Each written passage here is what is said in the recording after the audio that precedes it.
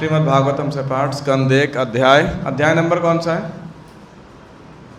जो हम पढ़ रहे हैं 11 अध्याय 11 श्लोक संख्या 19 हमने लास्ट टाइम कवर किया था। और इस अध्याय का शीर्षक क्या है, title? Lord Krishna's entrance into Dwarka, भगवान श्री कृष्ण का द्वारका में प्रवेश। मैं ये सोच रहा था कुछ प्रभु जी लोग आगे आ सकते हैं क्या, बिकॉज इतना सारा गैप है। सेम विद माता जी, if you can come here. Actually इन सारे बच्चों को आगे भेजो तो कंट्रोल में रहेंगे लगता है। मे भी आप लोग थोड़ा आगे आ सकते हो तो क्योंकि बार बार हर बार क्लास में डिस्टर्ब होगा जब कोई पीछे से आएगा ना। तो लास्ट टाइम मेरे कुछ भक्तों ने तो फीडबैक दिया कि अच्छी ओपन डिस्कशन थी, कुछ ने बोला कुछ ज़्यादा ही फ्रैंक और स्पेस था बोला आपने। Anyhow we have not posted that on the YouTube. मेरे लिए बहुत समस्या हो सकती है बाद में on the topic we discuss last time. आप पता कितने भक्त लोग थे लास्ट टाइम? काफ़ी लोग थे।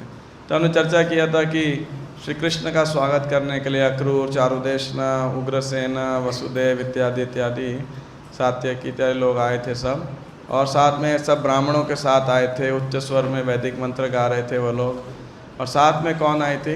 सैकड़ों जो हैं well dressed and ornamented prostitutes, वो भी श्री कृष्ण का स्वागत करने के लिए आई थी।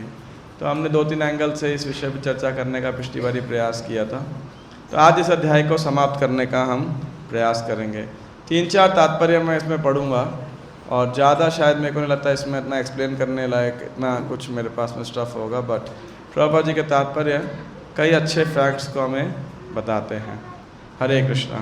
तो आप सब भक्तों का हार्दिक स्वागत है। मैं सब इस चैप्टर में 39 वर्सेस हैं या तो टेक्स्ट नंबर 20 से। तो हमें आज 20 श्लोक करने का हम प्रयास करेंगे। तो अब ये भगवान का गुणगान करने के लिए और कौन कौन आए तो ये श्लोक में बताया गया है। नट नर्तर्क गंधर्वाः सूतमागध वंदिनः गायन्ति चोत्तम श्लोका चरितान्यद्भुतानि च। तो कोई भी फेस्टिवल होता था, रिसीव कर रहे हैं, तो ये सब कई सारे कल्चरल प्रेजेंटेशंस उसमें हुआ करती थी। आप बताओ एक लेक्चर में ज़्यादा मज़ा आता है या ड्रामा देखने में? हाँ, स्वाभाविक रूप से कोई डांस परफॉर्मेंस के द्वारा अगर कोई मैसेज दिया जाता है तो वो ज़्यादा अच्छा लगता है या सिर्फ एक लेक्चर के द्वारा? स्वाभाविक रूप से म्यूज़िक होता है, डांस होता है, ड्रामा होता है, स्टोरीज़ होती हैं, यू नो, और उसके द्वारा कोई संदेश दिया जाता है तो वो ज़्यादा, या गान के रूप में, पदों के रूप में, अगर सॉन्ग के रूप में, म्यूज़िक के रूप में अगर कोई चीज़ बताई जाती है तो वो ज़्यादा अपील और अट्रैक्ट करती है। तो इसीलिए जो है, जो पुरानी सोसाइटी हुआ करती थी, they are culturally very rich, और इस प्रकार के जो प्रेजेंटर्स हुआ करते थे उनको पर्याप्त शिक्षा और पर्याप्त रेम्यूनरेशन मिला करता था बेसिकली। आज के डेट में आप देखोगे इंडस्ट्रियलाइजेशन के अंदर जो ऐसे स्किल्स हैं वो सब ख़त्म होते जा रहे हैं, बिकॉज है ना। तो ये इसमें बताया गया, नट नर्तर्क गंधर्वाः सूतमागध वंदिनः। नट मतलब जो ड्रामा करने वाले हैं, नाटक, नर्तक डांसर्स, गंधर्वाः गाने वाले अच्छे म्यूजिशियंस, सूत मागध वंदिनः। सूत वो होते हैं जो बहुत सारे स्टोरीज़ बताया करते हैं, है ना। तो सूत कि किसके कहाँ पे क्या कनेक्शन एट्सेट्रा। जैसे सूत गोस्वामी, सूत का एक मतलब होता है thread. So those also connect threads between different stories and different Puranas basically. Specifically पौराणिका कहानी जो बताने वाले रहते हैं उनके लिए भी एक टर्म यूज़ किया जाता है सूत बेसिकली कई जगह पे। और मागध वंदिनः, मागध मतलब बेसिकली जो जीनियोलॉजी को बताने वाले हैं कि आपके पिता ऐसे थे, दादा परदादा ये थे, फलां थे, उनके ये कार्यकलाप थे, वो ऐसे किया करते थे, उनका शादी इसके साथ हुआ, इस राजा के साथ दोस्ती थी, इनके साथ युद्ध लड़ा, ये सबको ऐसे बताने वाले। तो पूरा वंश का मतलब उनको शौर्य आता था, वो क्या बोलते हैं, गर्व, सॉरी, कि हमारा ऐसा वंशज था। वंदिनः, और विद्वान वक्ता, वाचक, अच्छा स्पीच देने वाले बेसिकली। तो ये सब उत्तम गायंती, गा रहे थे। क्या गा रहे थे? उत्तम श्लोक चरितानि अद्भुतानि च। उत्तम श्लोक कौन है? भगवान। क्यों नाम है उनका उत्तम श्लोक? क्योंकि चॉइसेस पोएट्री के साथ में, सुंदर शब्दों के साथ में भगवान का गुणगान किया जाता है। उत्तम, द बेस्ट वर्ड्स कह सकते हैं, पोएट्री कह सकते हैं, है ना, श्लोकों से कह सकते हैं, भगवान का गुणगान किया जाता है। तो ये सब अपने अपने स्किल, आर्ट के जो जो जिसमें वो एक्सपर्टीज़ थी, उनका स्पेशलाइजेशन था, उसके अनुसार भगवान का अद्भुत चरितानि अद्भुतानि च का गुणगान कर रहे थे और वो आगे बढ़ रहे थे। प्रभा जी लिख रहे हैं, ऐसा प्रतीत होता है कि 5000 वर्ष पूर्वी समाज को नाटककारों, कलाकारों, नर्तकों, गायकों, पौराणिकों, वंशावली विशारदों, सार्वजनिक वक्ताओं की भी आवश्यकता पड़ती थी। नट, नर्तक, गायक, नाटक कलाकार अधिकांश शूद्र जाति के होते थे, जबकि विद्वान, पौराणिका, वंशावली विशारद, भारत सार्वजनिक वक्ता ब्राह्मण जाति के होते थे। ये सब किसी जाति विशेष से संबंधित होते थे और अपने अपने कुलों में इतने दक्ष हो जाते थे। ऐसे नट, नर्तक, गायक, पौराणिक, भाट, सार्वजनिक वक्ता विभिन्न युगों तथा कल्पों में भगवान के अलौकिक कार्यकलापों का वर्णन करते थे, किसी सामान्य घटनाओं का नहीं। ये घटनाएं किसी तिथि क्रम अनुसार होती थी।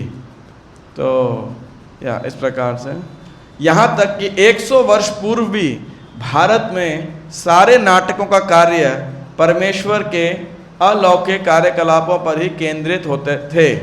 नाटकों के खेले जाने पर निश्चित रूप से जन सामान्य का मनोरंजन होता था और यात्रा टोलियाँ भगवान के अलौकिक कार्यों का अभिनय करती थी। मैं जब कोविड में तिरुपति में था तो मुझे वहाँ के जो वाइस प्रेसिडेंट है, पर अच्छी मित्रता हो गई, एक ही साथ जीबीसी कॉलेज में भी थे, तो वो हमने अपने वहाँ तिरुपति टेम्पल के फार्म पे लेके गए। तो बता रहे थे जब वो छोटे थे उनके गांव में क्या होता था। कह रहे कि बहुत सारे नाटक मंडलियाँ आती थी और सबसे ज़्यादा एक नाटक मंडली जो नाटक करती थी वो होती थी महाभारत के ऊपर, है ना। और कई बार वो ऐसा 1 हफ्ते के लिए, 10 दिन के लिए रुक करके गांव में पूरी महाभारत करती थी पूरा, और इतना रियल होता था। कह रहे हैं, कह रहे एक बारी उनके गांव में वो मंडली आई करने के लिए, तो जब भीम और दुर्योधन में गदा युद्ध होने लगा तो वो दोनों इतने एब्जॉर्ब थे अपने अपने रोल के अंदर कि सच्ची में जोर जोर से मारने लगे उन्हें एक दूसरे को। मतलब तो पहले तो लोग सब ताली मारे थे, बहुत बढ़िया, बाद में समझ आया कि ये सही में लड़ रहे हैं और भयंकर तरीके से लड़ रहे थे बिल्कुल। तो लिटरली उनको खींच खींच के अलग करना पड़ा। तो बाद में वो बोले क्या हुआ, वो literally they were so absorbed in the role of Bhiman Duryodhana basically. तो इतना लाइव होता था और कह रहे कि जब वो नाटक देख करके हम घर जाया करते थे, हमें वो पूरा याद रहता था बेसिकली, है ना। तो ये डिपिक्शंस जो हुआ करती थी इतनी live, very very it is very powerful medium basically. जितने बच्चे आप उनको बताना, मैं उनको एक मूवी, अभी आप सबको एक इनविटेशन देने वाला हूँ PVR जाने के लिए at the end of the class. तो आपको एक बहुत सुंदर पिक्चर का ट्रेलर दिखाने वाला हूँ और 25 तारीख को वो पिक्चर रिलीज़ होगी PVR के अंदर सब। हाँ, I'll show you that। तो भाई इस प्रकार से जो है आज भी भारत के तीर्थ स्थानों के पंडित किसी भी नव आगंतुक का पूरा वंश ब्यौरा प्रस्तुत करते हैं। आपने देखा को हरिद्वार में वो पोथी रहती है उनके पास में, है ना, तो सब ऐसा है। तो इस प्रकार से बता रहे हैं कि society was very very culturally rich और ये बड़े महत्वपूर्ण पार्ट हैं। आज क्योंकि हमें इन विद्याओं का, इन शिक्षा के बारे में ज्ञान नहीं है, अनफॉर्चुनेटली क्रिश्चियन एजुकेशन के कारण, कॉन्वेंट एजुकेशन के कारण, तो हमारे दिमाग में भूसा भर दिया गया है कि ये सारी वैदिक विद्याएं, वैदिक कल्चर, संस्कृतियाँ ये बकवास है, इनकी कोई आवश्यकता नहीं है, निराधार है, कपोल कल्पना है। और कई बार अनफॉर्चुनेटली ही devotees also feel that it is useless sometime, right. अगर आप केवल शुद्ध भक्ति के स्तर से बात करेंगे तो आप कह सकते हैं इनकी कोई आवश्यकता नहीं है, पर प्रश्न ये है हमें से अभी कितने लोग शुद्ध भक्ति के स्तर पे आ गए हैं, नंबर 1। और दूसरा, सामाजिक संरचना करने के लिए तो ये सब चीज़ों के लिए बहुत आवश्यकता है। तो बेटर है, आज मूवी थिएटर बन रहे, पब बन रहे, ब्रॉथल्स बन रहे, डिस्को बन रहे, क्लब बन रहे, उससे अच्छा है उसमें भी कुछ कुछ हो रहा है, तो बेटर है कि आध्यात्मिक तरीके से किया जाए। So that way more people get attracted basically. जैसे हमने देखा अभी रथ यात्राएँ होती है, इतने लोग रथ यात्राओं में भाग लेते हैं। क्यों लेते हैं? एक तो स्पिरिचुअली चलो आध्यात्मिक जागरूकता है, कुछ फल प्राप्त होगा, ये वो सब। लेकिन दूसरा भी एक और फ़ायदा क्या है, उनको अट्रैक्टिव भी बड़ा लगता है। मैं देख रहा था अभी कई जगह पे मैं तो कई 5-6 रथ यात्रा में गया, लोग इतने उत्साह से रथ खींचते हैं, और मैंने देखा बहुत सारे बच्चे, उनसे खींचा ना जाए चाहे, लेकिन फिर भी पूरी जान लगा के खींच रहे होते हैं। उनको शायद पता भी नहीं होगा क्या करना है, बट सब कर रहे हैं, और लिटरली ऐसे खींच रहे हैं जैसे रथ को उन्होंने चलाना है ना। तो पॉइंट, उनको तो इतना किसी ने नहीं बोला होगा, और छोड़ देंगे तो कोई बोलने वाला भी नहीं है। People are so inspired, enthusiastic उसको लेकर के। So therefore I am saying that this was the presentation in the Dwarka. भगवान तत्र बंधूनां पौराणाम अनुवर्तिनां यथा विद्युपसंगम्य सर्वेषामानमादधे। तो भगवान ने क्या किया, सब बंधुओं के पास जो है पौराणाम, पूर्व के जो लोग हैं, जनता है, नागरिक हैं, अनुवर्ती नाम, तो जितने लोग एकत्रित होते हैं उनका स्वागत सत्कार करने के लिए, तो भगवान उनसे अभिवादन किए, उनसे मिलने के लिए आए। तो भगवान श्री कृष्ण उनके निकट गए और उन्होंने अपने समस्त मित्रों, संबंधियों, नागरिकों तथा उन समस्त लोगों का जो उन्हें लेने तक स्वागत करने के लिए आए थे, यथा योग्य सम्मान तथा आदर प्रदान किया। So Krishna was welcomed and Krishna reciprocated greetings in return. किसी का पैर छुआ, किसी को हाथ जोड़े होंगे, किसी के गले लगे होंगे, किसी ने उनको प्रणाम किया होगा, किसी को आशीर्वाद दिया होगा, किसी से हैंड शेक किया होगा। तो जिसका social position, relationship, age etcetera यथा योग्य भगवान ने सबका आदान प्रदान किया बेसिकली, है ना। तो प्रभुपाद जी इससे के अंदर एक तो बोलते हैं यथा विधि शब्द को बोल रहे हैं, कहाँ गया, यथा विधि उपसंगम्य। दूसरा प्रभुपाद जी बताते हैं कि भगवान कोई निराकार नहीं है, भगवान साकार हैं और अनेक प्रकार से लोगों अपने भक्तों के साथ विशेषकर आदान प्रदान करते हैं। अगर निराकार होंगे तो क्या ही रेसिप्रोकेट करेंगे, है कि नहीं। Text 22 प्रहवाभिवादनाश्लेष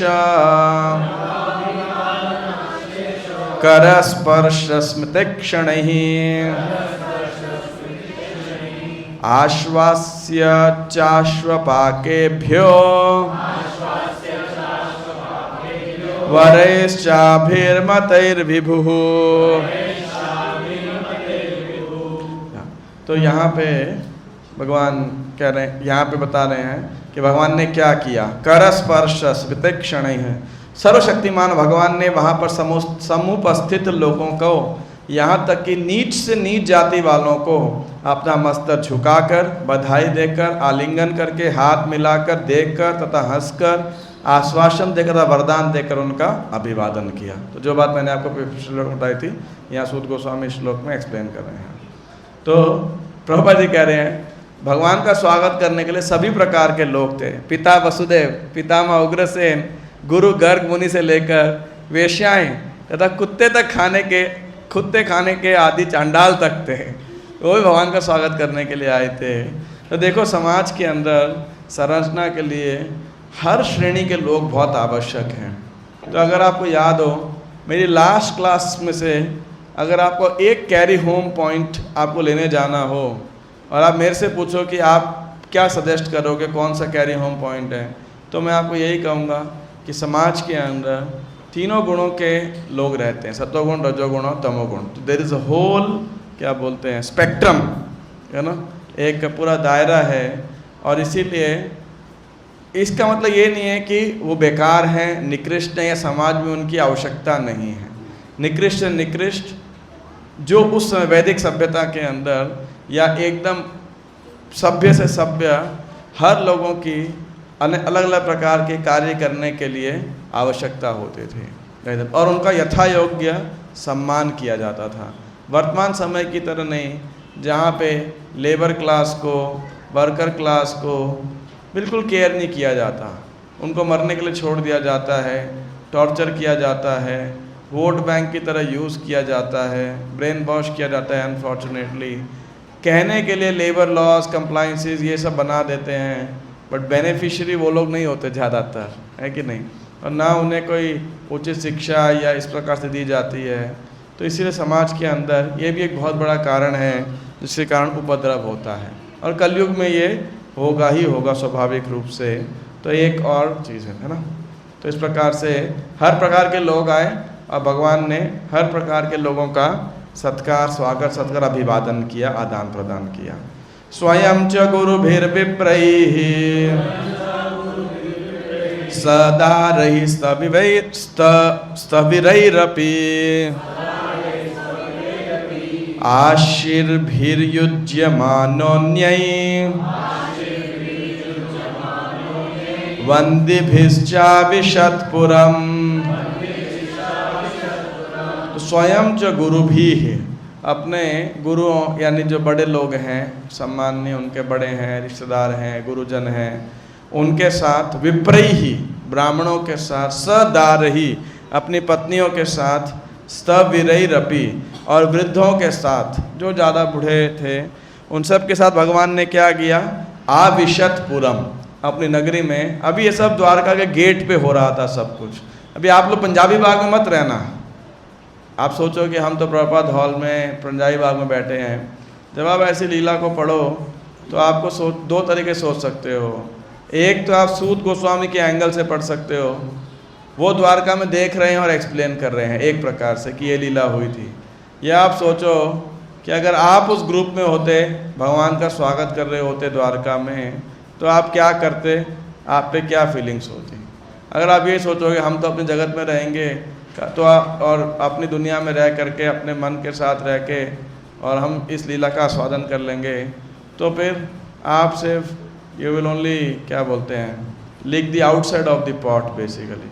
so you should think if you are in Dwarka what would you have done, what would have been your reciprocation. मान लो कृष्ण आपके साथ आते हैं, आपके सामने होते, तो आप क्या करते हैं, है कि नहीं? तो इस प्रकार से ऐसी लीलाओं को हमें पढ़ना चाहिए। They should not be a stranger stories for us basically, right? We learn lot of cultural philosophical aspects, but at the same time all these aspects should, all these stories and descriptions should increase our affinity, love and affection for the Supreme Personality of Godhead Krishna. That's our idea. तो इसीलिए भगवान प्रवेश करते हैं आविशतपुरम, आशीर्भिर्युज्यमानोऽन्यैः वन्दिभिः आविशतपुरम। और वन्दिभिः तो बाकी लोग जो हैं वो भगवान को, जो बड़े थे, आशीर्वाद दे रहे थे, उनके यशों का गुणगान कर रहे थे, और वन्दिभिः उनके जो है प्रशंसा कर रहे थे। तब भगवान ने ज्येष्ठ वरिष्ठ संबंधियों तथा अपनी अपनी पत्नियों के साथ आए अशक्त ब्राह्मणों के साथ नगर में प्रवेश किया। जो ब्राह्मण आए थे, भगवान की पत्नियों का वर्णन बाद में आएगा, वे ये सब ब्राह्मणों के साथ, बड़े संबंधियों के साथ भगवान ने प्रवेश किया। वे सब ब्राह्मण आशीर्वाद दे रहे थे और भगवान के यशों का गान कर रहे थे। दूसरे लोगों ने भी, ब्राह्मणों के अतिरिक्त जो सब इकट्ठे हुए थे, आगे पीछे रहेंगे, वो भी भगवान का गुणगान कर रहे थे, है ना। और anyway this speaks about Brahmanas maintenance etcetera. तो ये मैं इस परपोर्ट में जो डिस्क्रिप्शन है, I will cover more in the 12th chapter. जब 12वां चैप्टर आएगा, युधिष्ठिर महाराज जब ब्राह्मणों को भरपूर प्रचुर मात्रा में उपहार प्रदान करते हैं, so that time I will also highlight on this purport and this section. तो अभी मैं इसको स्किप कर रहा हूँ। राजमार्गम गते कृष्णे द्वारकायाः कुलस्त्रियः हर्म्याणि आरुरुह विप्र तदीक्षण महोत्सवः। तो हस्तिनापुर की औरतों स्त्रियों के बारे में तो हमने पिछले अध्याय में पढ़ा था। अब यहाँ द्वारका की स्त्रियाँ। राजमार्गम गते कृष्णे, जब राजमार्ग मेन रोड से, हाईवे से, main road rather not the highway sorry, main road पे जब भगवान राजमार्ग से होकर जा रहे थे, तो द्वारकायाः कुलस्त्रियः, जो उनके प्रतिष्ठित परिवारों की स्त्रियां हैं, वो भगवान का दर्शन करने के लिए अपने अपने महलों की अटारियों पर चढ़ गईं। और भगवान का वहाँ से दर्शन कर रही थी। इसे वे एक महान उत्सव समझ रही थी। बड़ा अच्छा तात्पर्य है, थोड़ा लंबा है और 2-3 टॉपिक इसमें प्रभुपाद जी कवर करते हैं, तो आप ध्यानपूर्वक इसे सुनिएगा। भगवान का दर्शन करना निस्संदेह अपने आप में एक महोत्सव है, जैसा कि द्वारका नगर की स्त्रियों ने माना। इसे आज भी भारत की श्रद्धालु स्त्रियां इसी तरह मानती हैं। विशेषकर झूलन तथा जन्माष्टमी उत्सवों के अवसर पर भगवान के मंदिर में, जहां उनके शाश्वत दिव्य रूप की पूजा की जाती है, स्त्रियां सर्वाधिक संख्या में जुटती हैं। सच है ये बात, है ना?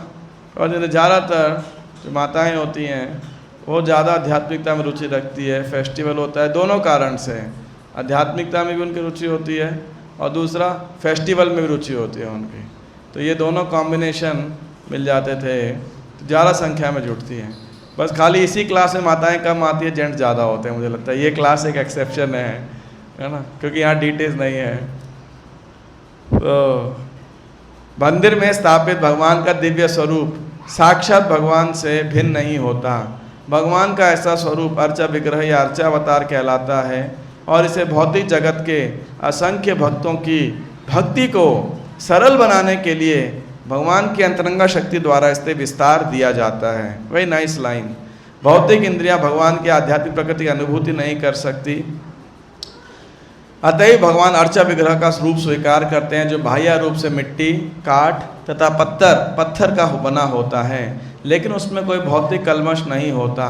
भगवान कैवल्य एकाकी होने के कारण उनमें कोई भौतिक पदार्थ नहीं रहता है, वे अद्वितीय हैं। अतएव वे भौतिक धारणा से कल्मशग्रस्त हुए बिना किसी भी रूप में प्रकट हो सकते हैं। अतएव भगवान के मंदिर के सारे उत्सव जिस रूप में वे मनाए जाते हैं उन उत्सवों के समान होते हैं जो लगभग 5000 वर्ष पूर्व द्वारका में भगवान के वास के दिनों में मनाए जाते थे। अतः भगवान के मंदिर के सारे उत्सव जिस रूप में मनाए जाते थे, किस उत्सव के समान होते हैं? When Lord Krishna was welcomed in Dwarka, Ramachandra was welcomed in Ayodhya during Deepavali and so forth. तो मंदिरों में ऐसे उत्सवों को मनाना चाहिए जिसमें हमें श्रम भी करना चाहिए, हमें आर्थिक धन भी देना चाहिए, लोगों को इनवाइट भी करना चाहिए। हालांकि दिक्कत ये होती है कि हमारे पास सीमित संसाधन होते हैं, जगह कम होती है, और मैनेजमेंट की दृष्टि से बोलो तो आपको लोगों के गाड़ियों का ध्यान रख लो, जूते चप्पल का और बच्चों का, तो आपका मैनेजमेंट सफल है। और चौथा प्रसाद का, और पांचवा है तो दर्शन का basically. So everybody thinks of the Lord, and those who are managing, they think of their cars, shoes and children, like that. So anyhow, प्रामाणिक आचार्य जो ईश तत्व के विज्ञान से भलीभांति परिचित होते थे, ऐसे भगवत मंदिरों की स्थापना विधि विधानों के अंतर्गत सामान्य लोगों की सुविधा के लिए करते हैं। लेकिन जो लोग अल्पज्ञ हैं और इस विज्ञान से परिचित नहीं होते, वे इस महान प्रयास को मूर्ति पूजा मानने की गलती करते हैं और ऐसी बातों में अपनी टांग अड़ाते हैं जिन तक उनकी पहुंच नहीं होती।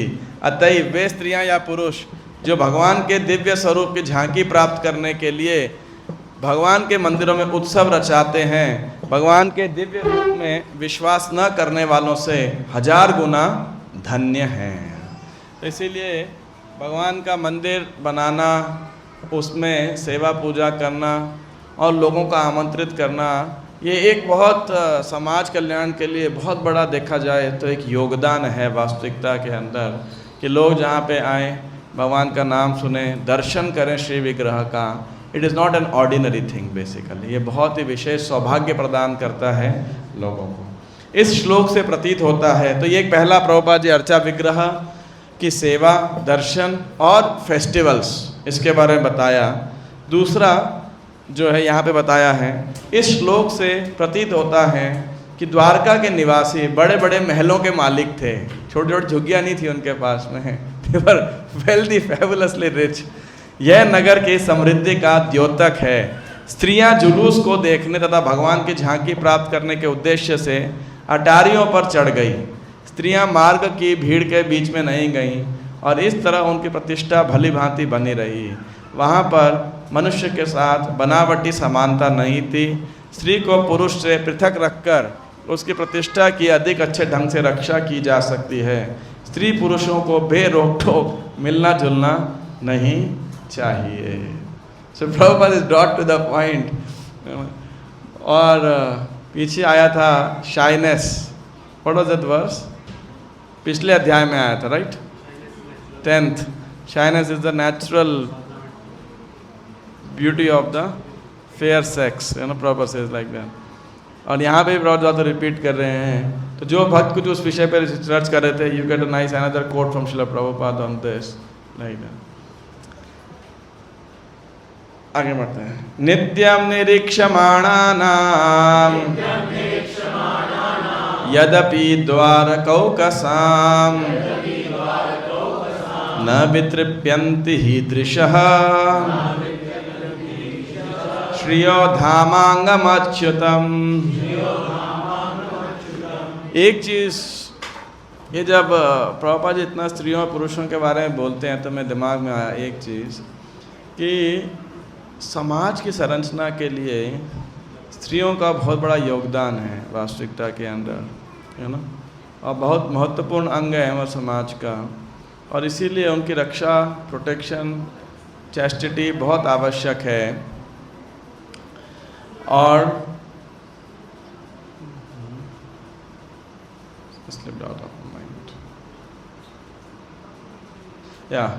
तो जो स्त्रियां इस प्रकार से प्रोटेक्टेड होती हैं, प्रोटेक्टेड रहती हैं समाज में, आप बोलोगे क्या फ़ायदा है उसका?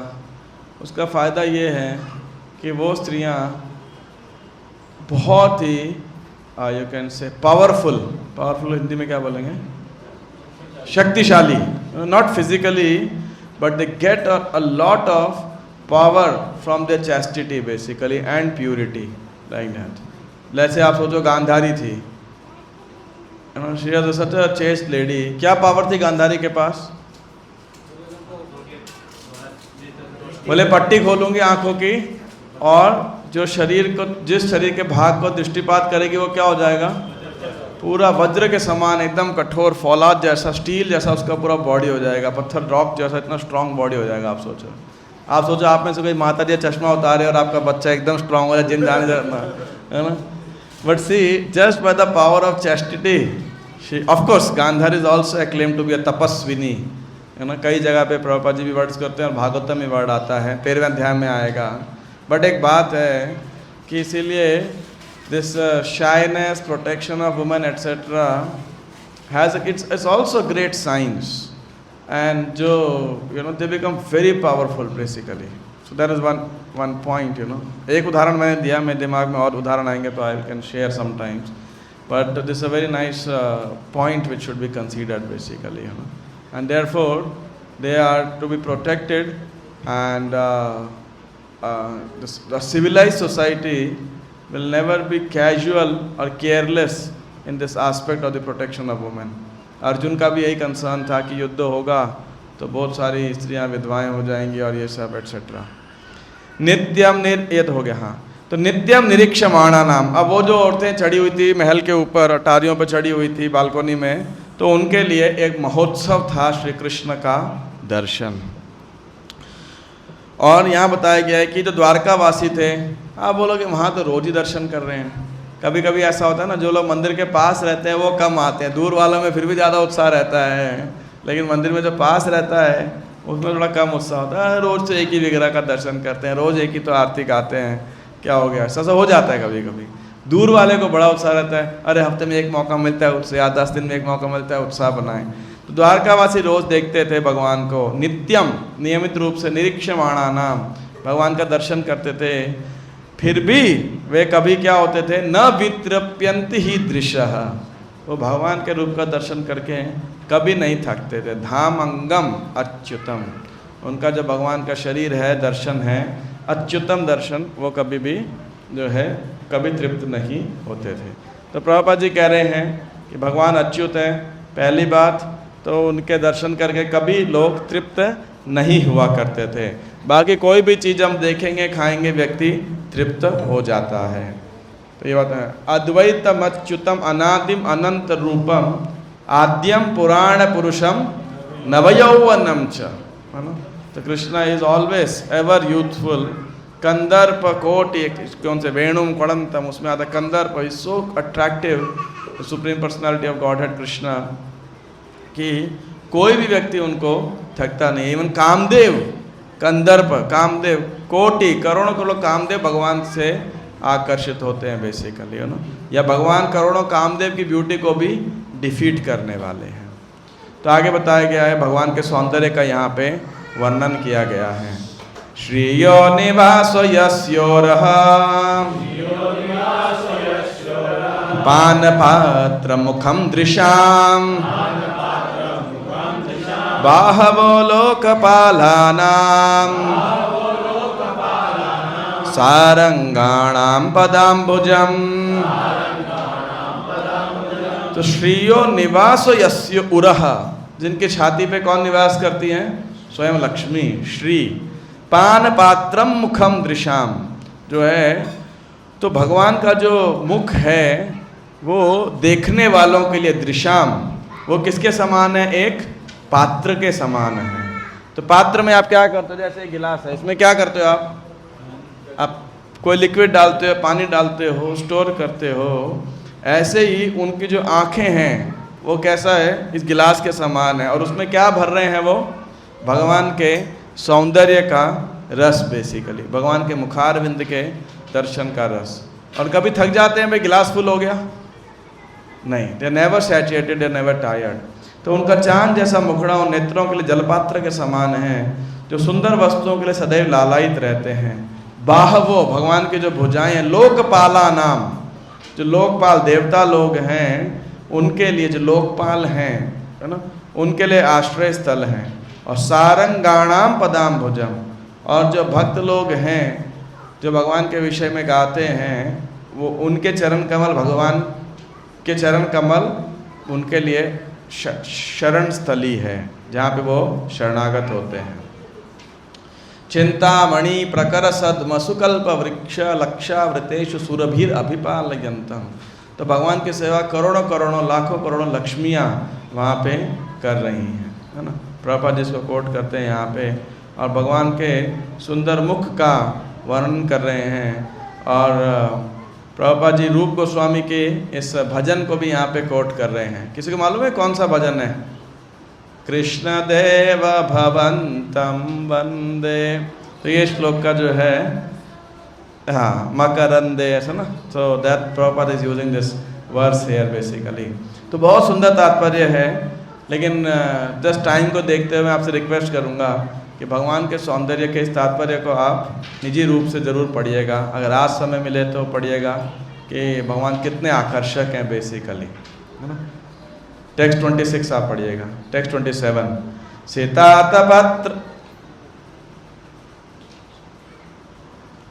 सीतातपत्र व्यजने उपस्कृतः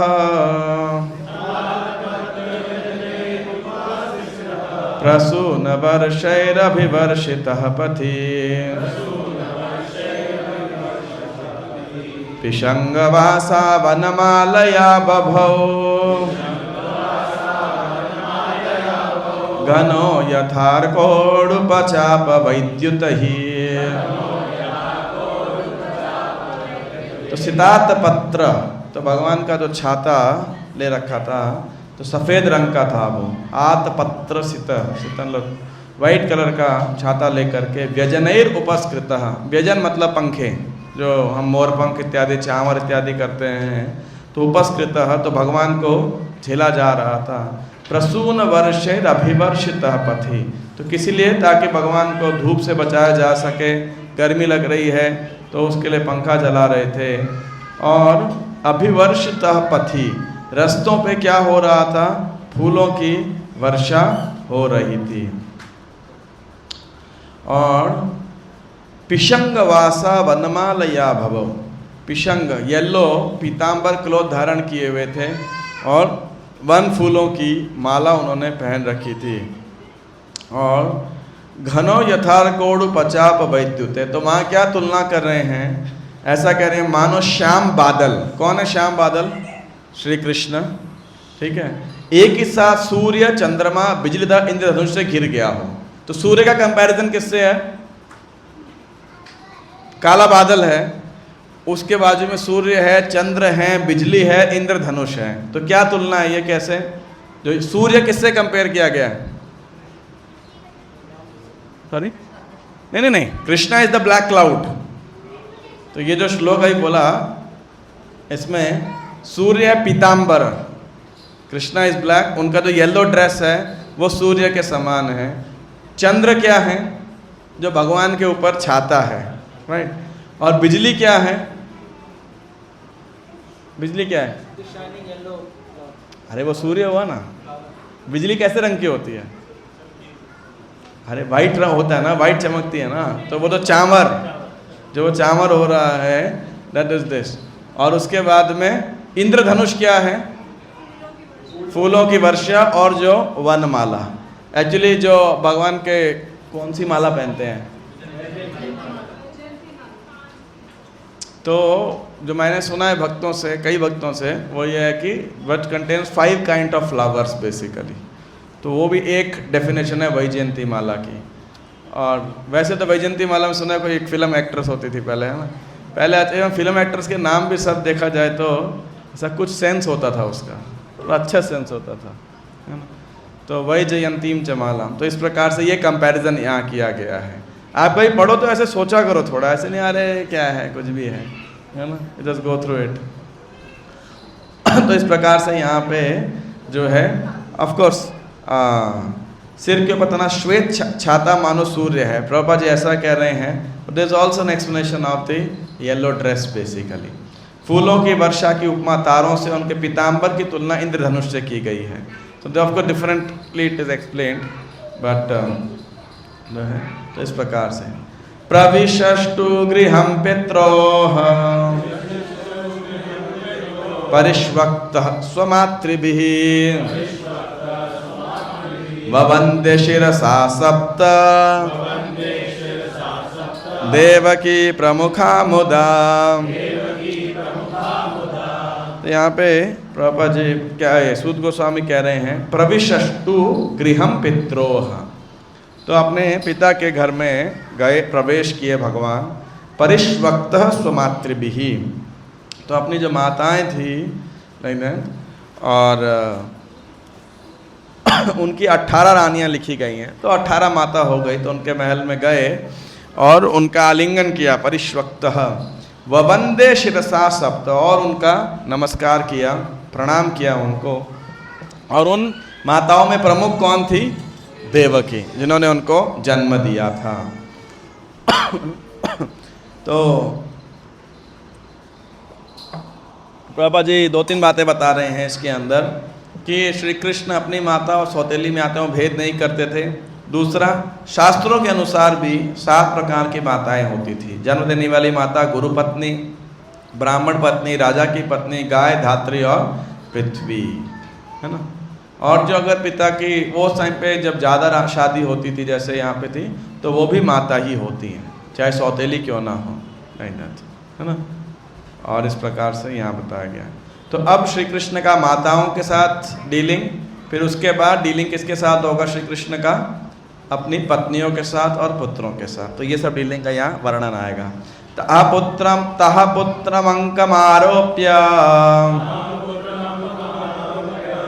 स्नेह स्नुता पयोधरः हर्ष विफलितात्मानः शिशिचु नेत्र जहि जलहि। तो माताओं के साथ में आलिंगन करने के बाद, हालांकि श्री कृष्ण बड़े हैं लेकिन उनका वात्सल्य इतना स्ट्रांग है, अपनी गोद में बैठाया। विशुद्ध स्नेह के कारण उनके स्तनों से दूध निकल आया, वे हर्ष से विभोर हो गईं और उनके नेत्रों के अश्रुओं से भगवान भीग गए, है ना। तो ये ऐसे सुनने में तो लगेगा ये क्या है भाई, है ना। Shri Krishna is so big, how can mothers have milk.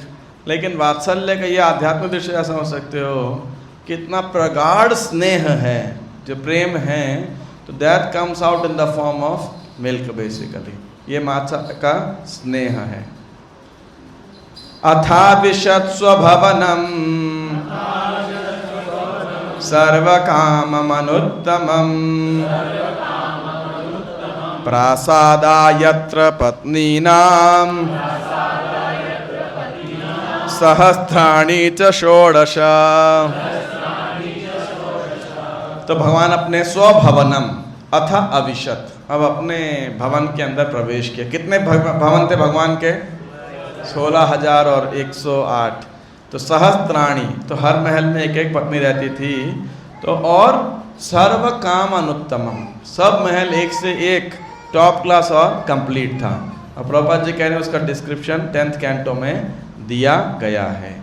तो अब जब अपनी पत्नियों के सामने भगवान गए, महल में प्रवेश किए, तो उनकी क्या प्रतिक्रिया थी, क्या रिएक्शन था, वो यहाँ पे वर्णन किया गया है। पत्न्यः पतिं प्रोष्य गृहानुपागतम्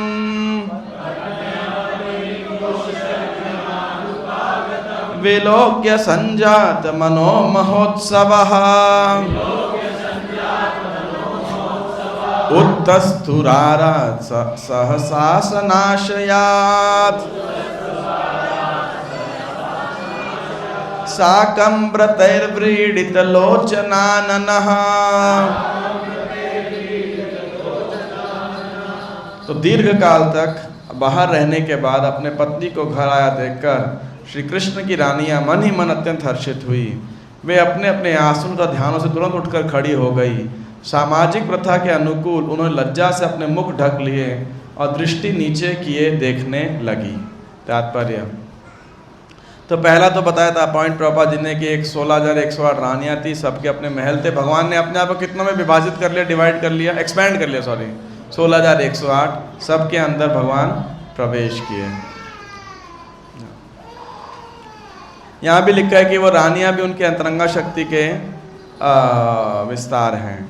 आगे सेकंड पैराग्राफ में प्रभुपाद जी लिख रहे हैं, कुरुक्षेत्र के युद्ध के कारण दीर्घ काल तक घर से दूर रहने वाले पति को ज्यों ही रानियों ने कुछ दूरी पर देखा तो वे ध्यान की निद्रा से जग गईं और अपने प्रियतम की अगवानी के लिए तैयार हो गई।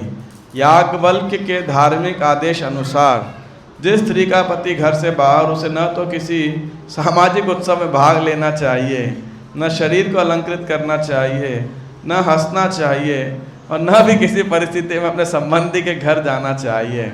जिन स्त्रियों के पति बाहर हो उनके लिए यही व्रत है। लेकिन साथ ही साथ यह भी कहा गया है कि पत्नी कभी भी अपने पति के समक्ष मलिन अवस्था में उपस्थित ना हो। वह अपने आप को आभूषणों से अलंकृत करे और अच्छे वस्त्र पहने और पति के समक्ष सदैव प्रसन्न हर्षित मुद्रा में जाएं। If something such instructions are followed, I think a lot of household problems will get sorted out, like that. But it was a training given to the, the culture at that time. मैं of course इसको अभी explain करने नहीं जा रहा हूँ. I have a few points I can speak on this, but I don't want to cross certain limits. तो आप इसको खुद समझ जाइए और जहाँ तक समझ में आए अपना लीजिए।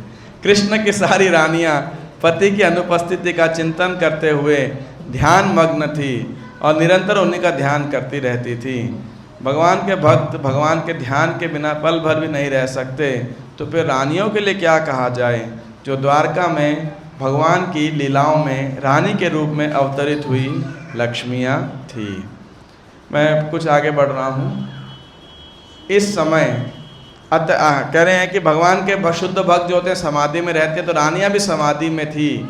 लेकिन इस समय भगवान को कुछ दूरी पर रखकर उन्होंने अपने सारे कार्य छोड़ दिए, जिनमें उपयुक्त स्त्रियों के व्रत भी सम्मिलित थे।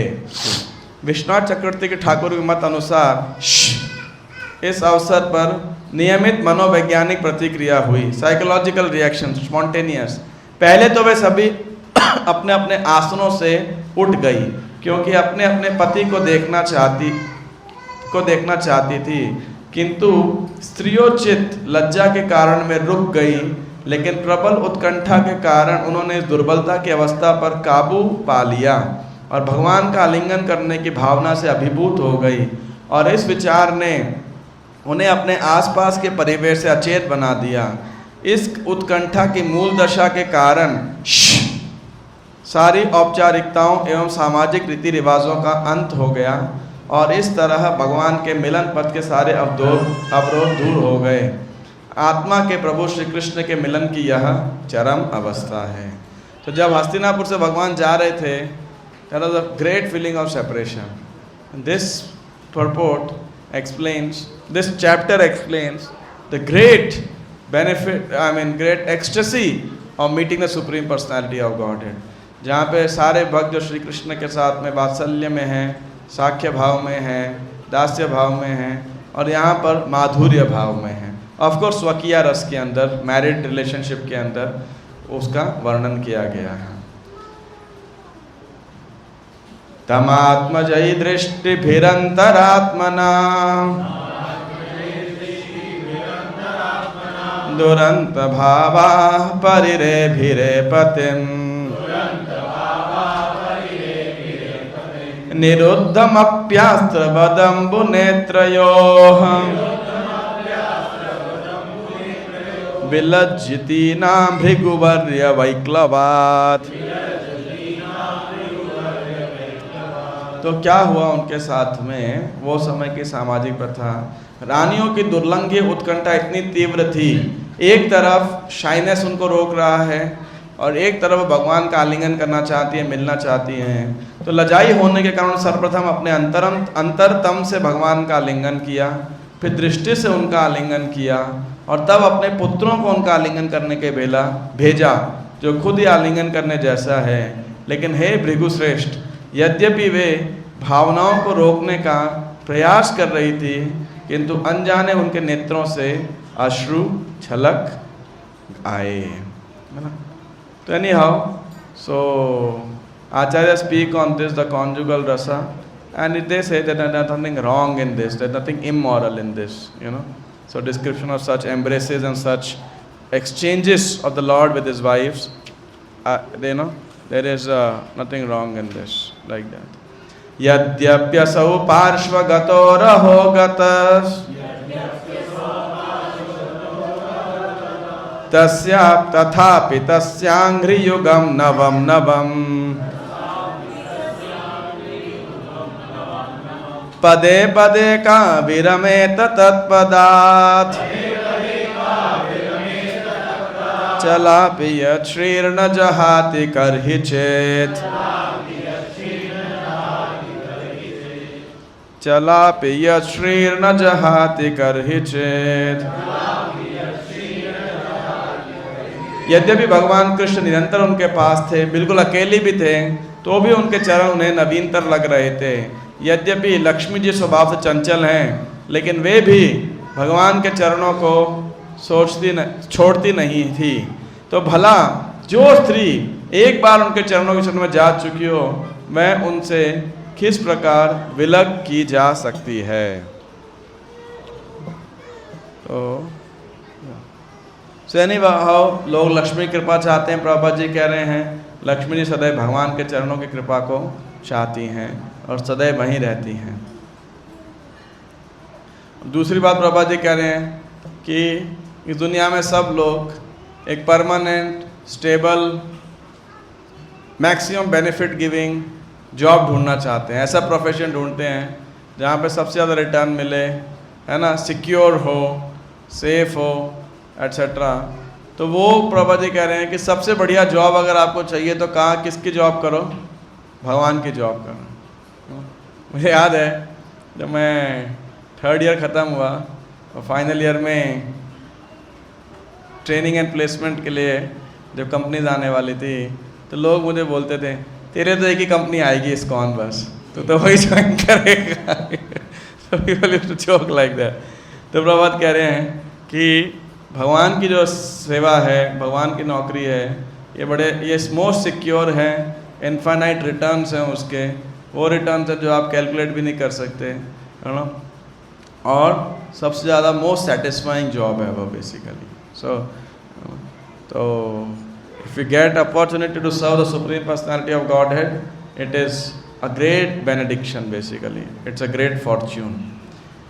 एवं नृपाणां क्षितिभार जन्मनां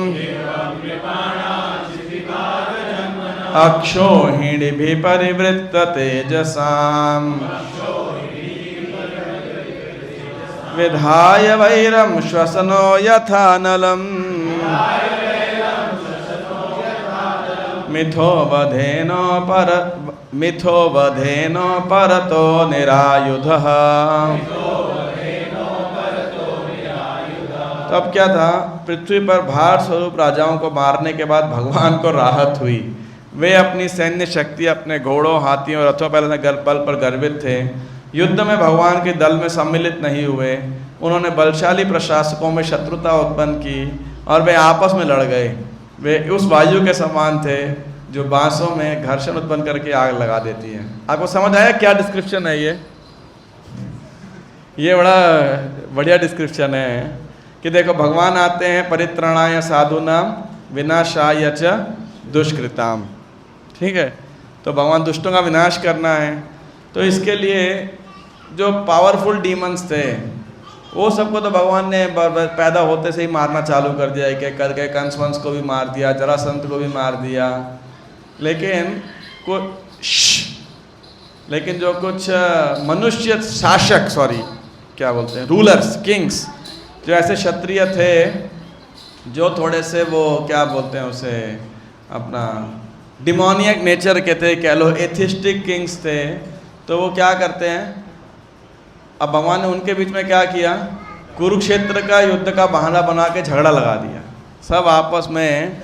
आप देखो कुरुक्षेत्र के युद्ध में वो एक प्राइमरी युद्ध था पांडवों और कौरवों के बीच में। और किस लिए था कि भाई हस्तिनापुर की गद्दी को लेकर जो अन्याय वगैरह हुआ। लेकिन बहुत सारे सेकेंडरी युद्ध थे वहाँ पर। सेकेंडरी युद्ध किसके थे, शिखंडी का था भीष्म के साथ, धृष्टद्युम्न का द्रोणाचार्य के साथ, कर्ण का अर्जुन के साथ, और भीमसेन को मारना था दुर्योधन और 100 के 100 भाइयों को, है ना। तो बहुत सारे ऐसे जो इंटरपर्सनल भी, तो सब अपना अपना बदला लेने भी उस एक मेन पर्पस में फिल हो रहा था।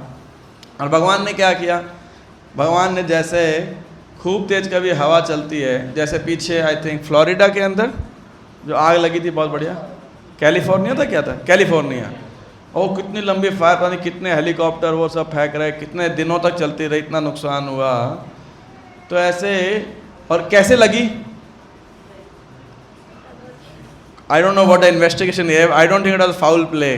बस हवा तेज तेज चल रही है और उनमें फ्रिक्शन हो रहा है लकड़ में, पेड़ में, और उसमें आग लग गई। और क्या हो गया, सारा इतना बड़ा जो साम्राज्य था, जगह थी, पेड़, घर वर जो भी थे, सब जल गए। निश्चित रूप से जानवर वानवर भी होंगे, सब पक्षी वक्षी वो भी मर गए होंगे, जल गए होंगे सब। तो भगवान ऐसे ही थे।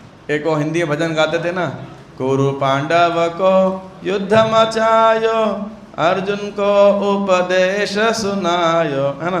तो युद्ध लगा दिया, लड़ाई करा दी उन्होंने, और हम भक्तों के लिए गीता का उपदेश भी दे दिया, बहाना भी दे दिया। तो भगवान एक साथ कई कार्य करते हैं और बैठे क्या गाड़ी में ड्राइवर का नौकरी कर रहे हैं, है ना। तो दैट इज कृष्णा। तो यहाँ पे कह रहे हैं कि अब भगवान को शांति मिल गई, जो झगड़ा लगा दिया दोनों के बीच में एक दूसरे को, पृथ्वी का भार नाश हो गया बेसिकली, पृथ्वी भार नाशो मुकुंदो।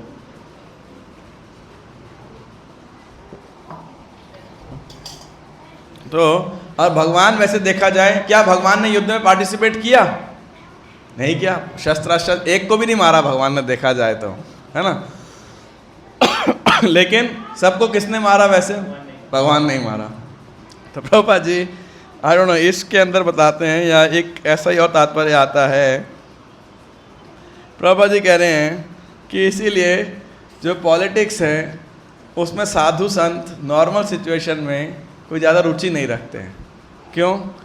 क्योंकि मान लो भगवान ने एक पार्टी को या किसी एक को बढ़ाना है तो बढ़ रहा है वो, और जब उसको हटाना होगा एक क्षण लगेगा, ख़त्म।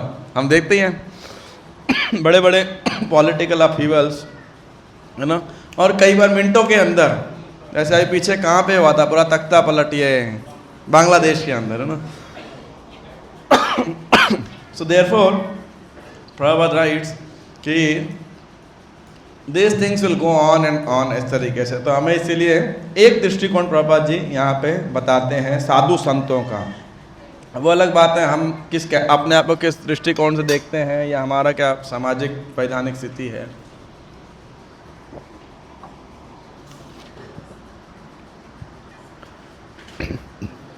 तो अब भगवान द्वारका में रिलैक्स थे, एक मेन पर्पस खत्म, उनका फुल हो गया। युधिष्ठिर जैसे भक्त व्यक्ति को उन्होंने राजा बना दिया बेसिकली। तो ये भगवान का पर्पस यहाँ किया। अब सूत गोस्वामी इस अध्याय को लगभग कंक्लूड करने की परिस्थिति में है, तो कुछ भगवान का गुणगान कर रहे हैं। स एष नर लोकेस्मिन् अवतीर्णः स्वमायया रेमे स्त्रीरत्नकूटस्थो भगवान प्राकृतो यथा। तो पूर्ण पुरुषोत्तम भगवान श्री कृष्ण अपने अहेतु की कृपा से स्वमाया अपनी अंतरंगा शक्ति द्वारा अवतीर्ण इस लोक में प्रकट हुए और सुयोग्य स्त्रियों के साथ इस तरह भोग किया मानो वे संसारी कार्य में लगे हुए हों। क्योंकि इतने सारे ऋषि लोग थे, कोई ये ना सोचे कि भाई ये तो साधारण आदमी की तरह शादी कर रहा है और सब काम कर रहा है, तो इसमें ऐसा क्या है। तो बता रहे हैं कि भगवान अपनी इच्छा से प्रकट हुए थे, कर्म फलों के अधीनस्थ होकर नहीं प्रकट हुए थे। वो बाध्य नहीं है तीनों गुणों से, इस प्रकृति के मालिक हैं, वो प्रकृति के द्वारा नियंत्रित नहीं हैं। फिर एक इनमें से एक तात्पर्य में प्रभुपाद जी कहते हैं कि एक्चुअली भगवान ने 16,108 रानियों से शादियां की, लेकिन ये भगवान के ऐश्वर्य को दिखाता नहीं है। आप बोलोगे ये क्या बात है, 16,108 रानी कोई मजाक है? आप सोचो प्रभुपाद जी क्या कहते होंगे, इसको तुक्का लगा सकते हो? हाँ, प्रभुपाद जी कहते हैं अगर भगवान की लाखों करोड़ों पत्नियां होती ना तो उनका ऐश्वर्य दिखाई पड़ता। ये तो आधा 1% शादी किया उन्होंने बस, है ना। उन्होंने क्या लिखा है, किसी को यह जानकर आश्चर्य नहीं करना चाहिए कि भगवान की इतनी सारी पत्नियां थी। उल्टे लोगों को यह मानना चाहिए कि यदि भगवान की लाखों करोड़ों पत्नियां होती तो भी वे अपनी असीम तथा अक्षय शक्ति को पूरी तरह प्रकट नहीं कर रहे थे। उन्होंने तो केवल 16,000 पत्नियों से ब्याह किया और उनमें से प्रत्येक के महल में यह दिखाने के लिए प्रवेश किया कि इस पृथ्वी पर कोई मनुष्य कितना ही बलवान क्यों ना हो, वह न तो उनकी समता कर सकता है न उनसे बढ़कर है। Good argument, you know. People say, why Krishna has 60,000? Prabhupada, one place somebody asked him, Prabhupada told, why only 16,000? Why not 16 lakh? Why not 16 crore? You know, one time Prabhupada answers like that. But anyhow, तो भगवान ऐसे लगता है कि संसारिक व्यक्ति की तरह कार्य कर रहे हैं, लेकिन वो अपनी स्वमाया, अपनी अंतरंगा शक्ति से, योग माया से जो है वो कार्य कर रहे हैं। उद्दाम भाव पिशुना मलबल गुहासा उद्दाम भाव पिशुना मलबल गुहासा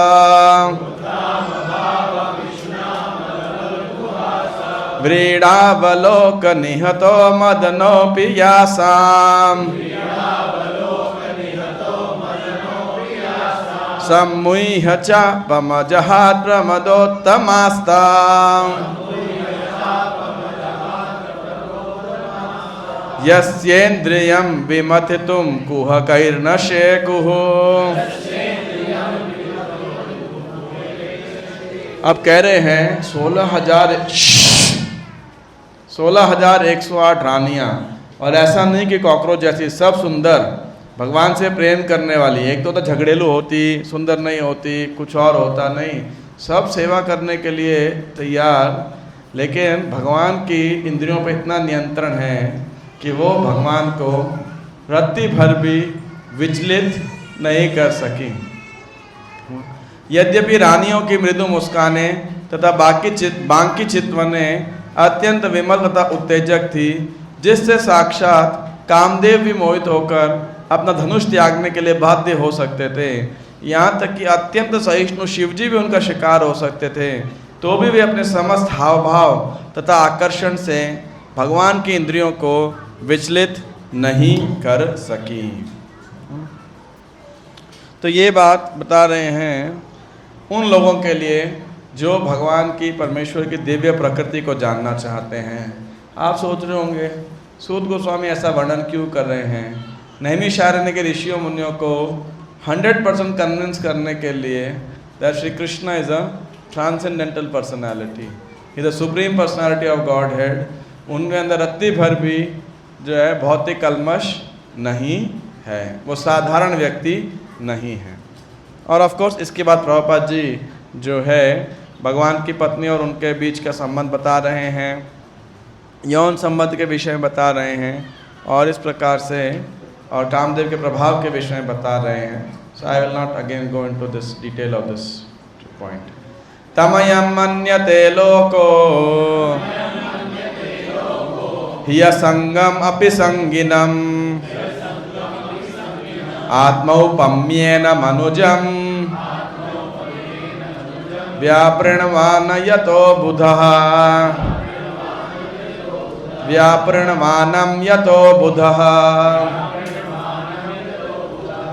एक बात पिछले श्लोक में परपोर्ट में प्रभुपाद जो एक्सप्लेन करके, आई मीन लॉन्ग परपोर्ट, लगभग सारे तात्पर्य 2-2 पेज के प्रभुपाद जी ने दिए, quite long purports, Prabhupada gave elaborate purports. तो एक बात और प्रभुपाद जी बता रहे हैं कि साधारण काम और प्रेम का जो है अंतर प्रभुपाद जी और एक्सप्लेन करते हैं, कैसे इस जगत के अंदर साधारण काम से लोग प्रेरित होते हैं, लेकिन श्री कृष्ण और उनकी पत्नियों का जो संबंध है वो क्या है, वो पूरी तरह आध्यात्मिक दिव्य प्रेम के बीच का है। आगे बता रहे हैं, सामान्य भौतिकतावादी बद्ध जीव सोचते रहते हैं कि भगवान उन्हीं में से एक हैं। अपने अज्ञान के कारण वे सोचते हैं कि पदार्थ का भगवान पर प्रभाव पड़ता है, भले ही वे अनासक्त रहते हैं, भले ही वे अनासक्त रहते हैं। तो यही बात मैं आपको जो कह रहा था कि सूत गोस्वामी इसीलिए कह रहे हैं कि कोई ऐसा सोचे कि भगवान भी इस मटेरियल वर्ल्ड से, मटेरियल क्वालिटीज़ से प्रभावित हो जाते हैं, तो ऐसा नहीं है, ये बताना चाह रहे हैं यहाँ पे। अबुधः, और प्रभुपाद जी फिर अबुध लोगों की वर्णन कर रहे हैं यहाँ पे। एतदीशनमीशस्य प्रकृतिस्थोऽपि तद्गुणैः न युज्यते सदात्मस्थैः यथा बुद्धिस्तदाश्रयः यथा बुद्धिस्तदाश्रया। तो कह रहे हैं, इस बात को अब और रिट्रेट कर रहे हैं कि यह तो भगवान की अलौकिकता है, भगवान इस लोक के नहीं है, कि वे भौतिक प्रकृति के गुणों के संसर्ग में रहते हुए भी उनसे प्रभावित नहीं होते हैं। और इसी प्रकार जिन भक्तों ने भगवान की शरण ग्रहण कर ली है, वे भी भौतिक गुणों से प्रभावित नहीं होते हैं। तो ऑल्दो श्री कृष्ण इस एक मनुष्य के रूप में सामान्य भौतिक जगत में ही रह रहे हैं, इस प्रकृति में रह रहे हैं, लेकिन प्रकृति से और सामान्य व्यक्ति की तरह डील भी कर रहे हैं, लेकिन फिर भी वो इस प्रकृति से रजो सतो तमो गुण से आयोटा भी, आधा प्रतिशत भी, 0.1% भी इन्फ्लुएंस नहीं होते हैं, चाहे वो नर लीला कर रहे हैं। और जो भक्त भगवान के शरण ग्रहण करते हैं वो भी क्रमशः इन तीनों गुणों से परे हो जाते हैं, वो भी इन्फ्लुएंस्ड नहीं होते हैं। तम में निरे बला मूढ़ाः स्त्रैणं चानुव्रतं रहः अप्रमाण विदो भर्तुर् ईश्वरं मतयो यथा। तो वे सरल तथा सुकोमल स्त्रियां सचमुच ही सोच बैठी कि उनके प्रिय पति भगवान श्री कृष्ण से आकर्षित हैं और उनके वशीभूत हैं। वे अपने पति की महिमाओं से उसी तरह अनजान थी जिस प्रकार नास्तिक लोग परम नियंता के रूप में भगवान से अनजान रहते हैं। तो कह रहे हैं कि साधारण डीलिंग के अंदर भगवान इस प्रकार डीलिंग करते थे कि उन पत्नियों को जो है भगवान के विषय में ज्ञान नहीं था, उनकी डीलिंग के दौरान, नहीं तो फिर ढंग से डीलिंग ही नहीं हो पाएगी। तो इसीलिए वो तो यही सोचती थी कि वो Krishna is a hand packed husband जो हमारे कंट्रोल के अंदर हैं, हमको प्रसन्न करने के लिए उपहार देते हैं, इत्यादि इत्यादि। तो इस तात्पर्य को पढ़ के मैं समाप्त करता हूँ, ये अंतिम श्लोक ही है। भगवान कृष्ण की दिव्य पत्नियाँ तक भगवान की, तो इसमें 2 main important points Prabhupada ji बताएंगे। भगवान की अगाध महिमा को पूर्णतया जानती न थी, और यह अज्ञान सांसारिक नहीं है ना। क्योंकि भगवान तथा नित्य पार्षदों के मध्य भावों के आदान प्रदान में भगवान की अंतरंगा शक्ति का कुछ न कुछ हाथ रहता है। तो ये जो डिस्क्लोजर ऑफ कृष्णास पोटेंसी है, ऐश्वर्य है, this is not material ignorance, this is a spiritual ignorance influenced by the योग माया। भगवान 5 प्रकार के दिव्य संबंधों का आदान प्रदान करते हैं और इन प्रत्येक लीलाओं में वे पूर्णतया अपनी अंतरंगा शक्ति योग माया द्वारा क्रीड़ा करते हैं। वे गोपों से या अर्जुन जैसे मित्रों के साथ समान स्तर के सखा की भांति क्रीड़ा करते हैं। माता यशोदा के समान वे सचमुच पुत्र के रूप में क्रीड़ा करते हैं। गोपियों के समक्ष वे असली प्रेमी के रूप में और द्वारका की रानियों के समक्ष साक्षात प्रतिरूप में क्रीड़ा करते हैं। भगवान के ऐसे भक्त कभी भी भगवान को परमेश्वर के रूप में नहीं सोचते, अपितु सामान्य मित्र, प्रिय पुत्र या प्रेमी या पति के रूप में सोचते हैं, जो हृदय और आत्मा को बहुत प्रिय है। तो परमेश्वर के रूप में नहीं सोचते, they see him as his friend, lover, son, etc. भगवान तथा उनके उन दिव्य भक्तों के मध्य यही संबंध होता है जो चिन्मय आकाश में भगवान के पार्षद के रूप में कार्य करते हैं, जहाँ अनेक वैकुंठ लोक स्थित हैं। So real place in Dwarka, in Vrindavan, godhead loses his godhood. अगर बोलो कि वहाँ के जो खास कर वृंदावन ब्रज के अंदर तो बिल्कुल ही नहीं समझते, और अन्य भक्त भी ठीक है, होगा भगवान है तो मेरा दोस्त, है ना। तो इस प्रकार से उनका तभी भावों का आदान प्रदान होता है। And there the spiritual intimacy covers Lord's supremacy basically, है ना। जो भगवान की भगवत्ता है वो माधुर्य में के इतने प्रगाढ़ माधुर्य के कारण पूरी तरह आच्छादित हो जाती है। जब भगवान अवतरित होते हैं तो वे दिव्य जगत की पूरी तस्वीर दिखाने के लिए अपने पार्षदों सहित अवतरित होते हैं, जहाँ भगवान की सृष्टि के ऊपर किसी प्रकार का प्रभुत्व जताने का कोई नाम भी नहीं लेता, और जहाँ भगवान के प्रति शुद्ध प्रेम तथा भक्ति का ही प्राधान्य रहता है। ऐसे भगवत भक्त मुक्तात्मा होते हैं। वे बहिरंगा शक्ति के प्रभाव का निषेध करने वाली तटस्था या अंतरंगा शक्ति की पूर्ण अभिव्यक्ति होते हैं। भगवान की अंतरंगा शक्ति ने भगवान कृष्ण की पत्नियों को भगवान की अगाध महिमाओं को भुलवा दिया, जिससे आदान प्रदान में कोई त्रुटि न रह जाए, और वे यह मान बैठी कि भगवान उनके वश में रहने वाले पति तथा सदैव एकांत स्थान में उनके पीछे पीछे जाने वाले पति हैं। दूसरे शब्दों में ये इंपॉर्टेंट पॉइंट है। तो पहला तो जो पॉइंट था वो कि कृष्णास इंटीमेसी बेसिकली। दूसरा पॉइंट, भगवान के निजी पार्षद तक भगवान को भली भांति नहीं जान पाते, तो शोधार्थी लेखक मानसिक तर्कबाज भगवान की दिव्य महिमाओं के विषय भला क्या जान सकेंगे। The closest associates of Krishna can not know, तो इनका क्या मतलब, इनकी क्या क्षमता है। कौन सा श्लोक है ब्रह्म संहिता का जो ये बात सिद्ध करता है? एक ब्रह्मा जी की प्रार्थनाओं में भी ऐसा ही श्लोक आता है, और एक श्लोक ब्रह्म संहिता में है। ये श्लोक है, हाँ, भगवान को नहीं समझ सकते हैं, कोई कितना भी भागा दौड़ी कर ले, मतलब, है ना। पंथास्तु कोटि शतवत्सर संप्रगम्यो वायो रथापि मनसो मुनिपुंगवानाम गोविंद। स्टार्ट कैसे होता है? सोप्यस्ति यत्र पदसिम्न्य विचिन्त्य तत्तु पंथास्तु कोटि शतवत्सर संप्रगम्यो वायो रथापि मनसो मुनिपुंगवानाम सोप्यस्ति यत्र पदसिम्न्य विचिन्त्य तत्त्वे गोविंदमादि पुरुषम तमहम भजामि। तो यही है ना श्लोक, कि कोई मन की स्पीड से भी दौड़े, मान लो, है ना। पंथास्तु कोटि शतवत्सया, कोटि शतवत्सर, somebody can move at the speed of mind and is going on for शतवत्सर, कोटि, 100,000 crores of years, भागता रहेगा, वो भी किस स्पीड से? मन की स्पीड से। तो भी भगवान को नहीं समझ सकता। मानसिक तर्कबाज विभिन्न मतों के विषय में अपने विचार प्रकट करते हैं कि वे सृष्टि के कारण हैं, सृष्टि के अव्यय स्वरूप हैं, या सृष्टि के बहुत समक्ष कारण हैं, किंतु यह तो भगवान विषय केवल अधूरा ज्ञान है। वास्तव में वे सामान्य मनुष्य की तरह अनजान रहते हैं। भगवान को केवल भगवान की कृपा से ही जाना जा सकता है।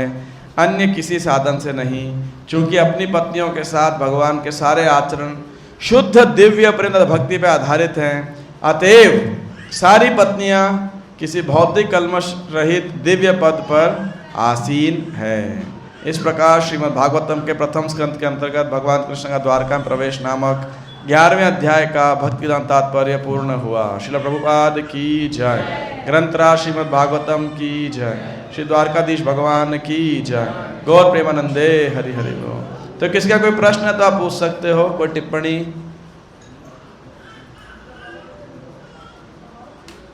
कोई प्रश्न? कोई प्रश्न? हाँ यस माता जी, take the mic.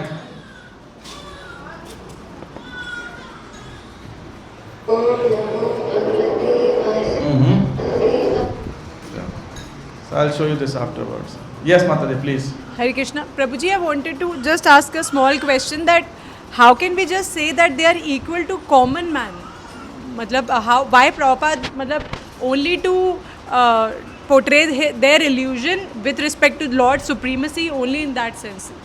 Only in that sense. Only in that sense कि जैसे साधारण व्यक्ति भगवान के भगवत्ता को नहीं जानता है, उसी प्रकार अपने जो रानियां हैं उसी दृष्टिकोण उनको भी नहीं पता भगवान की महानता, क्योंकि इतनी प्रेम और इंटीमेसी है उसके अंदर। तो उस भगवान का जो ऐश्वर्य है या भगवान का जो सृष्टि है और ये सब वगैरह, उससे that's the only thing. And how it works actually, Yoga Maya makes them forget, otherwise they know it, मतलब lord supremacy. Yes yes yes, exactly exactly. हाँ यस भाई भगवान।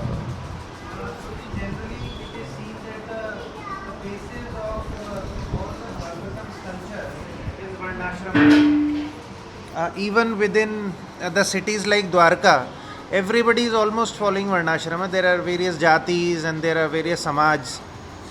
So, there is an exceedingly focus on Krishna's pure devotion in our preaching circles and all. But, whenever it comes to one's Varna Vyavastha or Jati Pratha, so it is seen as a very, difficult topic, or, speakers do not wish to go through it. Yes. So what are the reasons? I mean, whenever we read Bhagavatam, it is always so natural to come across this. What do you think about it? प्रभु जी का प्रश्न है कि जब भी हम वैदिक सभ्यता का, भागवतम सभ्यता का चर्चा पढ़ते हैं, क्या डिस्क्रिप्शन पढ़ते हैं, सुनते हैं, तो स्वाभाविक दिखाई पड़ता है। तात्पर्य प्रभुपाद जी बताते हैं कि जो वैदिक सामाजिक व्यवस्था थी वो चातुर्वर्ण्य मया सृष्टम गुण कर्म विभागशः, वर्ण और आश्रम के नियमों की एक बहुत वैज्ञानिक साइंटिफिक व्यवस्था थी जो स्वयं श्री कृष्ण ने बनाई है। बट वर्तमान समय में हम अपने प्रचार में शुद्ध भक्ति पे तो बहुत बल दिया जाता है, लेकिन जब ऐसा विषय आता है इस विषय के ऊपर, तो what exact word you used?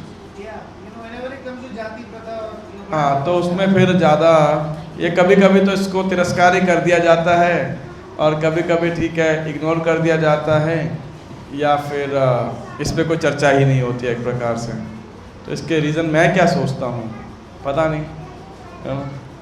तो मैं ये ज़रूर सोचता हूँ कि अगर ऐसा कुछ, जो मेरा इम्प्रेशन है, I read and heard quite a few courses on Varnashrama and book and read the book and Prabhupada's letters and quotes and conversations and purports। तो मुझे तो बहुत आकर्षित करता है कि अगर ऐसी व्यवस्था हो, समाज मटेरियली भी और स्पिरिचुअली दोनों रूप से बहुत प्रॉस्परस होगा। और अब मैं किसी के बारे में कुछ सोचता तो नहीं हूँ, ये ज़रूर देखता हूँ कि किसी ना किसी प्रकार से कुछ ना कुछ द्वंद्व भक्तों के बीच में चलते रहता है।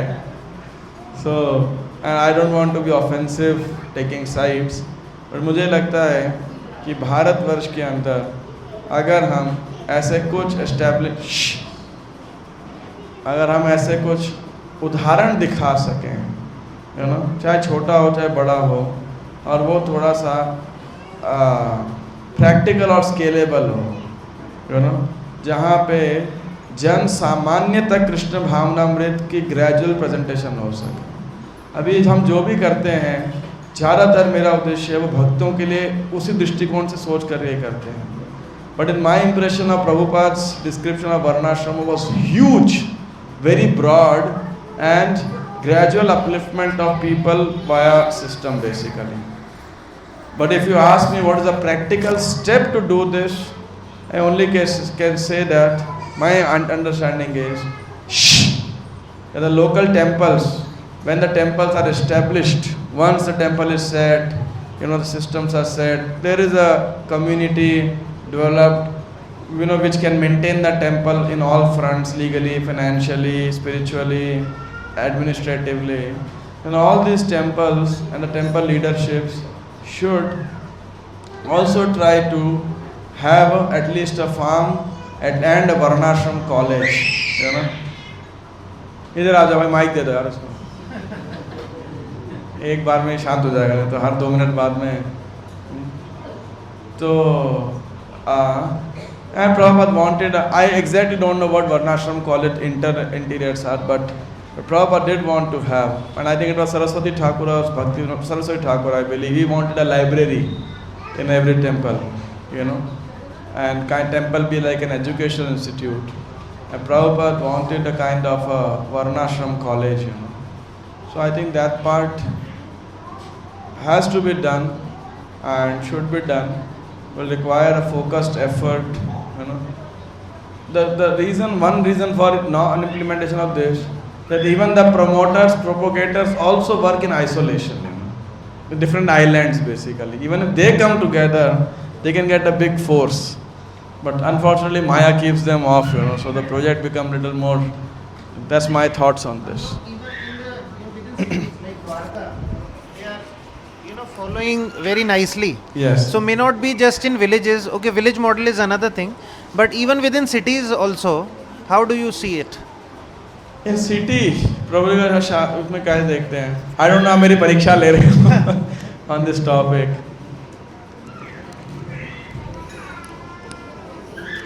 I do see one thing that to change people's profession nowadays, Varna means in a way profession.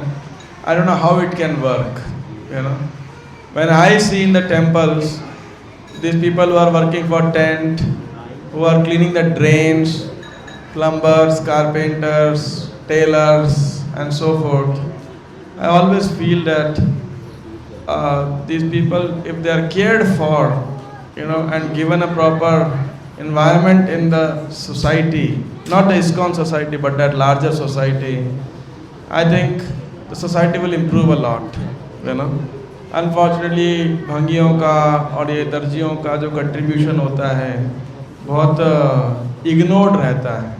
अभी तो शायद मोची बैठते भी हैं सड़क पे, आजकल बैठने खत्म हो गए, बहुत कम हो गए, बहुत कम. हाँ, ऑलमोस्ट बट भी और हमारी ये जनरेशन तो देखेगी भी नहीं कि मोची क्या होते हैं, उनका पता भी नहीं होगा. जूता खरीदो, जूता फेंको, simple, use and throw, use and throw, use and throw, and simply cultivate trash. 2 generation जो बाद में पैदा होगी ना, वो हमको गाली देगी, इतनी गालियाँ देगी कि हमारे पिताजी, दादाजी, परदादाजी, मतलब वर्ड नहीं यूज़ करना चाहिए कि इतनी बढ़िया सुंदर भगवान की प्रकृति थी और इन्होंने पूरा कूड़ेदान हमको दिया basically, nothing else. So I don't know how it can be done in cities, but I can say there are certain principles of some principles of Varna, my understanding is, and quite a lot principles of ashrama, dharma should also be propagated and understood by the people in general, and balancing between intelligently, scripturally, balancing between their professions, between their ashramas, social duties, and their double quotes pure devotional service or spiritual duties, so that they both complement each other. Quite often our presentations describe them as being contradictory. So the Varnashrama principles should be always complementary to pure devotional service, though they are little different details than what we exactly found in pure devotional service. So that's my some few thoughts on this. Thank you. पर इनको वेद वाक्य के रूप में मत coat करना भाई. After the last class, I really got lot of feedbacks, lot of questions and some things like that. I don't want to end up in any controversy, because unfortunately I am having an ISKCON official position right now. So So this is not an official version. This is my individual, stand on this. There's no stand. So don't land me in controversy. Especially कोई clip मत काट के लगा देना भाई social media के ऊपर. Yes. A little bit continuing from this वर्णाश्रम discussion. जैसे एक श्लोक में अभी आया था कि जो उसमें गायक थे और नाट्यकार थे, they were in the class of शूद्र, है ना, ऐसा डिस्क्रिप्शन आया था. उसके बाद में ब्राह्मण्स का और शूद्र का अलग. तो ऐसा थोड़ा सा दिमाग में एक जिज्ञासा है छोटी सी कि उस समय पे कैसे होता था कि मतलब जैसे आज के टाइम में जो नाट्यकार हैं या क्रिकेटर्स हैं, they are amongst the highest celebrity sort of. और उन आज के लोगों के लिए जो उनके सॉर्ट ऑफ वाक्य हैं, दोज आर काइंड ऑफ वेद वाक्य, they followers and everything. So at उस समय में, हालांकि उस समय में ये जो चीज़ें भागवतम में मेंशन है कि ये सब जो चीज़ें होती थी भगवान का ग्लोरिफिकेशन के लिए होती थी. ऐसा श्लोक में लिखा कि वो जो नाट्यकार या फिर जो वो करते थे वो भगवान का ग्लोरिफिकेशन करते थे. Just be precise, it's too long of a question. I can't handle it. Just be precise. So today उस समय में भी जो लोग हैं, how are they very much Brahmanical oriented? आज के टाइम पे exposure. Simple answer to all your stuff is, I think they were educated and specialized in their proficiencies. Pretty simple. Varna means, if जैसे कृष्ण भगवान है 3-4 साल की उम्र में, ये कौन 3 साल का है बच्चा यहाँ पे कोई? कहाँ है? नील माधव. अब ये बच्चा आप सोचो 3.5-4 साल का बच्चा अभी जंगल में जा रहा है बछड़ों को चराने के लिए. आप सोचो, है ना, यही उम्र थी. और क्या थी? 5 साल में तो गाय चराने लग गए. 10 साल में तो PhD हो गया ना उनका गाय चराने में. एक बात बताओ, है ना, मतलब तो आप सोचो. सो देयरफॉर सिंपल, उसका एम्प्लॉयमेंट तो पहले ही सेट है, बाकी शिक्षा भिक्षा ले ले भाई तुम. तो livelihood was not an anxiety only in that way. क्षत्रिय का लड़का क्षत्रिय काम करेगा, खुशी खुशी करेगा, और कोई कंपटीशन नहीं था. So my understanding is only the education.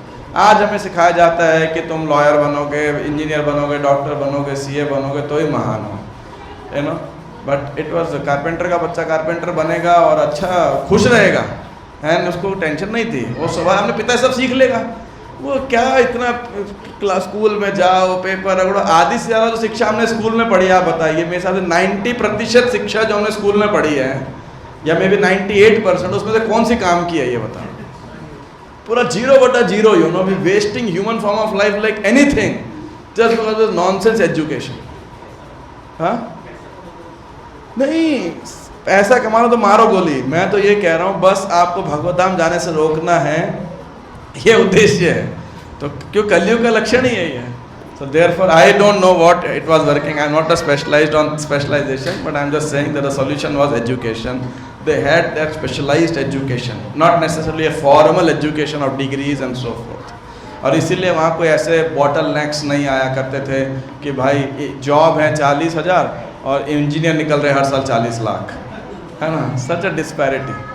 नहीं, Just one more small thing, Project. भाई ये वर्णाश्रम मत पूछो यार. शुद्ध भक्ति की चर्चा कर रहे, कृष्ण से मिलन की चर्चा कर रहे. कहा मैं सोचा को कृष्ण का भक्तों के संबंध के बारे में कुछ रसिक टॉपिक होता है तो रसिक विषय हो तो ज़्यादा अच्छा है कि नहीं.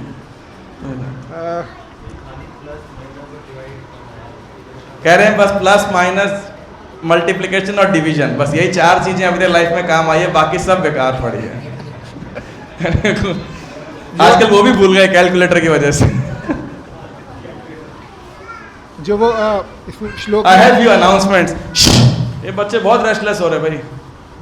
छोटा सा ही क्वेश्चन है. जो